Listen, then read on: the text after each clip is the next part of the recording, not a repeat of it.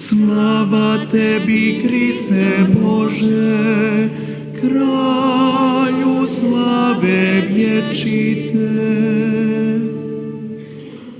Sada dakle govori Gospodin: vratite se k meni svim srcem svojim, jer ja sam nježnost sama i milosrđe. Slava tebi, Kriste Bože, kralju slave vječite.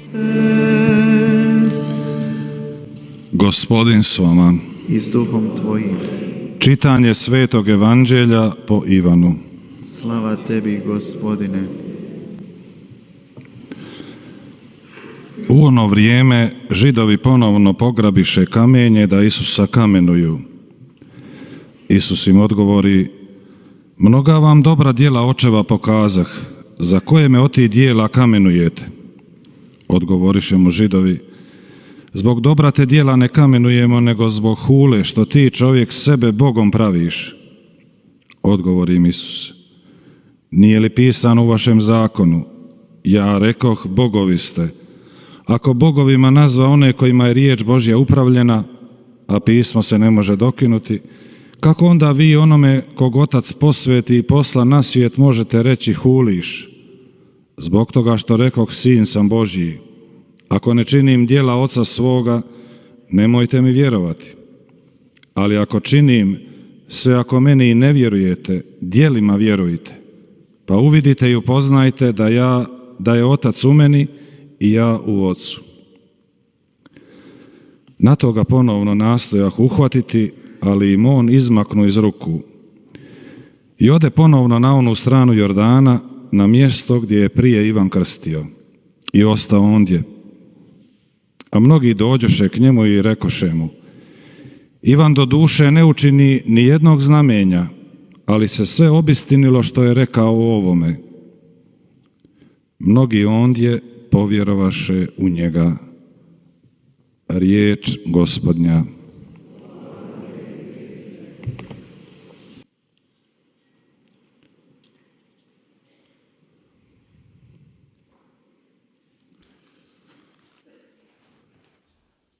Današnje evanđelje započinje riječima: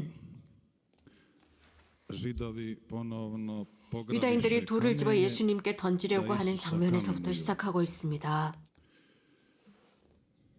Na početku ovog petog korizmenog tjedna 이 사순 주간을 slušali smo 시작하면서 우리는 8. poglavlje Ivanova evanđelja.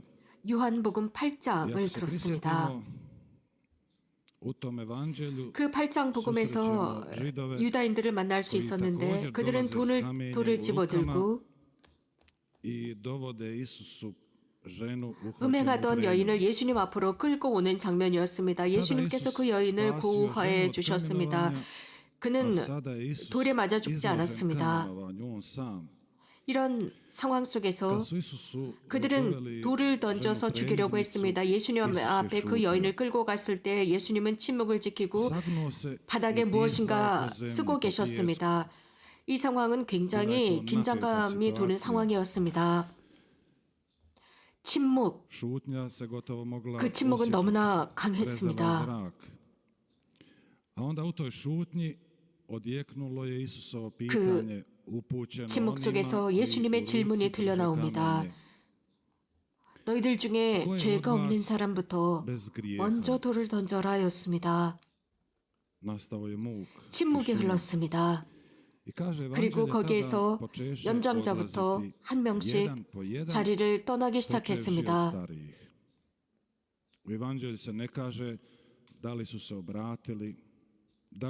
그리고는 그 자리에는 그들이 통화했는지 아닌지는 전하고 있지 않지만 복음에서 그들은 떠나갔다라고 전하고 있습니다.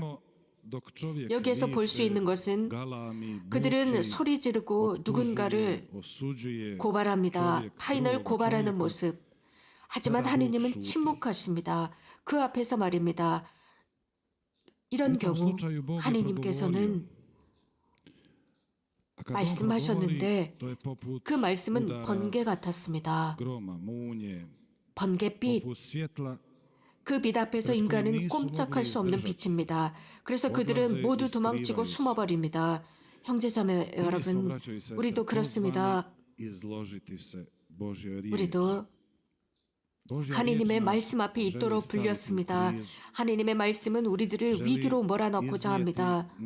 그래서 우리 안에 있는 모든 것들이 그 빛 속에서 드러나도록 만듭니다.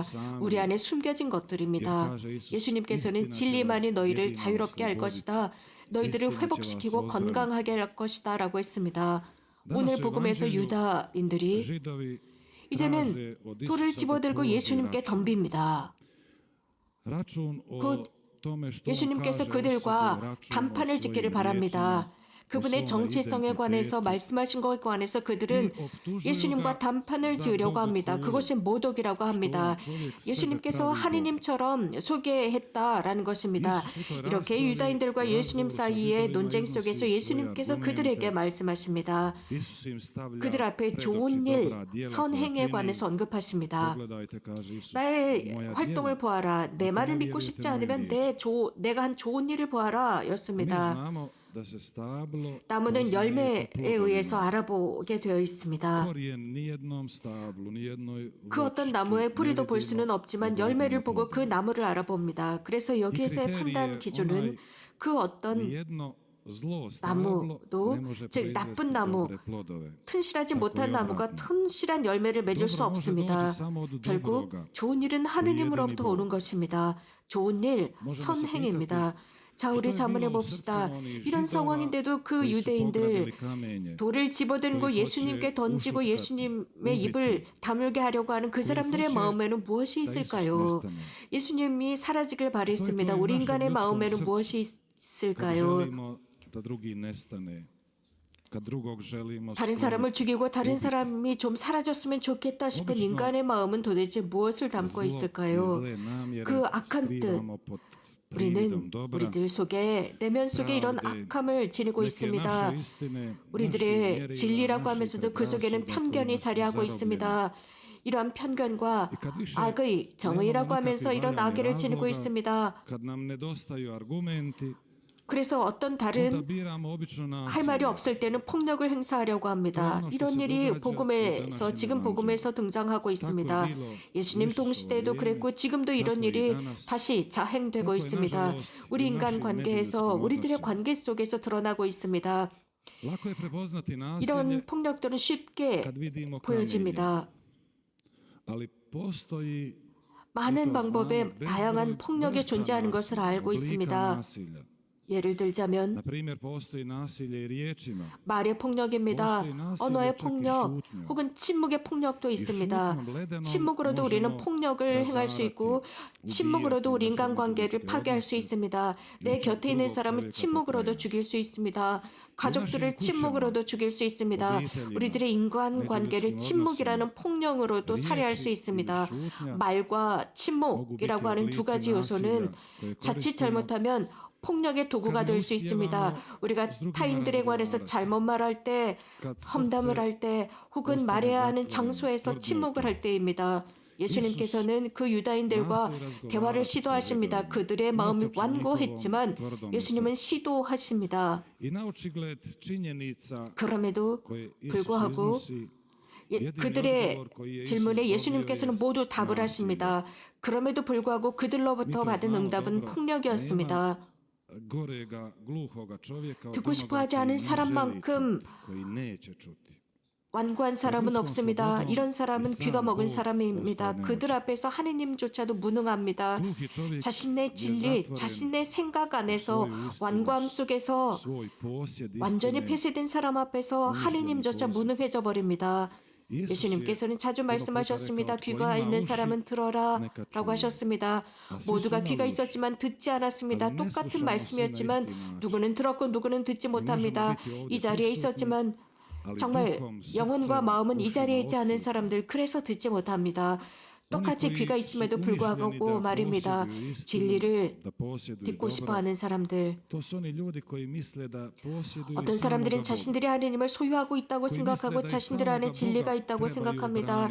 그래서 자기들이 하느님을 소유하고 지켜야 한다고 생각합니다. 자신들이 보호해야 한다고 생각합니다. 하느님은 위협받는 분이 아닙니다. 오히려 인간의 마음이 위협받고 있습니다. 우리가 알고 있는 것은 우리는 하느님을 소유할 수 없습니다. 물건을 소유하듯 하느님을 소유할 수 없다는 것은 분명합니다. 사람들은 하느님을 찾을 뿐입니다. 그래서 하느님께서 우리들을 소유하도록 해드려야 합니다. 날마다 그분께서 우리들을 취하도록 해드려야 합니다. 우리들의 마음이 닫혀 있을 때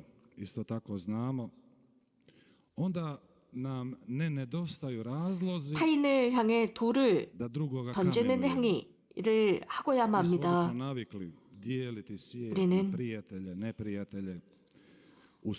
친구들, 원수들, 혹은 스포츠에서의 경쟁, 혹은 인간관계, 혹은 친구, 원수 존중하고 싫어하고 우리들의 생각 방식, 그들과 동의하고 동의하지 않고 등등. 이러한 세상은 이런 식으로 해서 서로를 단죄합니다. 이렇게 다툼 속에 살아갑니다. 불행하게도 이런 것들을 경험하며 살아갑니다. 불행하게도 이런 일은 세상 종말까지 지속될 것입니다. 그러나 예수님께서는 그 유다인들 앞에서 당신의 활동을 드러내십니다. 모든 이가 볼 수 있는 그 활동을 제시하십니다. 그들은 예수님께 물었습니다. 이적을 요구했습니다. 표징을 요구했습니다. 그러면 당신을 믿겠소? 라고 했습니다. 예수님께서는 그들이 했었던 것을 기억하셨습니다. 태어날 때부터 장님이었던 이를 치유하셨고 많은 사람들을 자유롭게 해방시키셨으며 악령을 쫓아내셨습니다. 이런 치유와 이적, 이게 결과는 그들에게 있어서 긍정적이지 못했습니다. 그들의 신앙을 깨우지 못했습니다. 오히려 그들은 폐쇄적이었습니다. 안식일 예수님께서 하신 그 활동을 보고 그들은 예수님을 배척했습니다. 오히려 예수님을 원수로 여겼습니다. 그리고는 예수님을 박해하기 시작했습니다. 심지어 예수님의 빈 무덤을 보고도 그들은 믿지 않았습니다. 확신을 얻지 못했습니다. 그들의 마음은 완전히 폐쇄되었고 완고했기 때문입니다. 우리 신앙의 원칙은 기적이 아닙니다. 그 어떤 기적도 우리들의 신앙을 만들어내지 못합니다. 이건 메주거리에도 마찬가지입니다. 메주거리에는 40여 년 동안 수많은 기적들이 일어났습니다. 보이고 드러나고 드러나지 않은 많은 기적과 이적들이 일어난 곳이 이곳입니다. 이러한 모든 표징들, 그런 것들이 모든 사람들을 신앙으로 이끈 것은 아닙니다.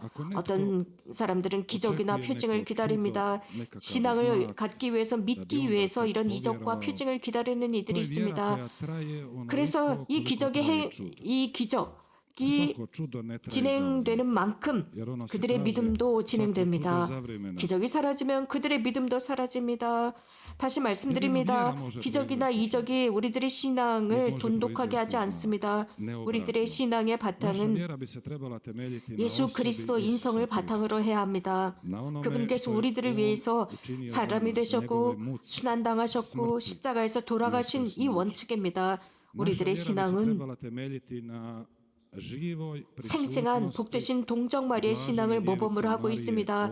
이 40여 년 동안 이곳에 함께 하시는 성모님, 이 성모님의 현존은 끝나지 않습니다. 성모님의 현존이 우리에게 말해주는 것은 참으로 대단한 인내심입니다. 사람을 향한 인내심입니다. 며칠 전 메시지에서 성모님께서는 우리가 살고 있는 이 시에 관해서 언급하시는데 질병에 짓눌리고 전염에 짓눌리고 불안에 짓눌리지만 성모님은 두려워하시지 않습니다. 두려워하지 않으시면서 악마는 전쟁과 불안을 조장하려고 한다. 불안과 전쟁과 미래에 대한 두려움으로 너희들의 마음을 채우려고 한다라고 말씀하시는데 두려워하지 않으셨습니다. 미래는 하느님의 것이라고 하셨습니다. 과거와 현재와 미래는 하느님의 손에 있습니다.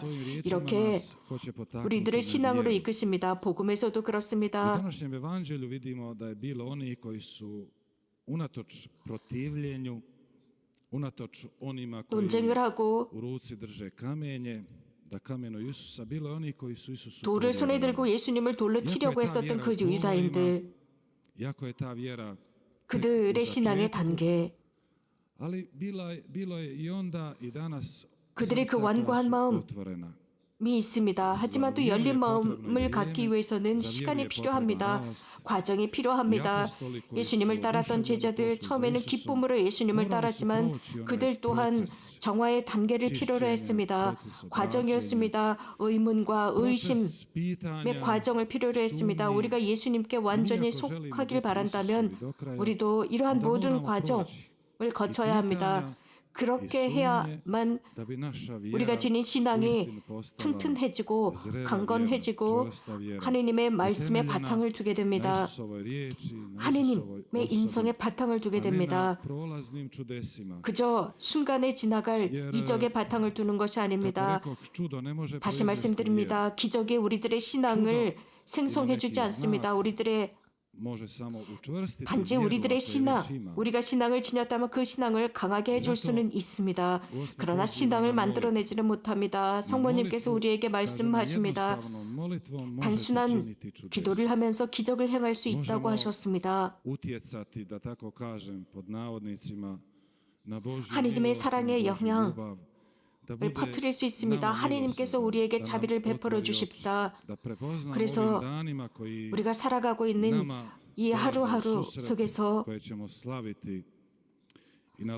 예수님의 순환을 인식하고 우리들 또한 우리들의 고통을 그분의 고통과 인식시킬 수 있도록 해달라 청하는 것입니다. 그래서 이 지상에서의 우리들의 여정을 이해하고 구원받은 사람들로서 우리들을 위협하는 것으로부터 승리하신 분, 죽음과 죄와 악령으로부터 승리하신 그분께서 우리들을 사랑하신다는 것을 깨닫는 것입니다. 이 세상에서 그분의 자녀들로서 주님께서 우리들에게 준비하신 그 은총을 누리는 것입니다. 아멘.